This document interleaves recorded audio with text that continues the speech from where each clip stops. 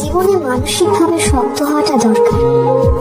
আপনার ভেতরটা যতই নরম হোক না কেন, বাইরে বোঝাতে হবে আপনি একজন শক্ত মানুষ। শক্ত হতে না পারলে আপনাকে প্রতিনিয়ত ঠকতে হবে।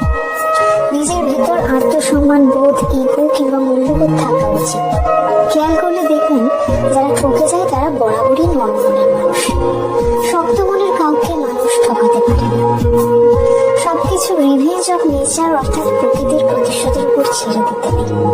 কিছু বিষয়ে আপনার নিজেরও প্রতিশোধ নেওয়ার দরকার আছে। যে আপনাকে যতটুকু অবহেলা করে, কষ্ট দেয়, তাকেও সেই পরিমাণ অবহেলা কিংবা কষ্ট ফিরিয়ে দেওয়া উচিত। জীবনে ভালো থাকার জন্য হলেও একটু কঠোর হওয়া দরকার। যে কোনো কিছু সহজে পেয়ে গেলে মানুষ মূল্য দিতে জানে না।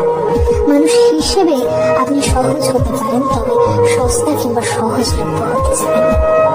যে আপনাকে যতটুকু দেবে তাকে ততটুকুই ফিরিয়ে দিতে শিখুন, হোক সেটা আঘাত কিংবা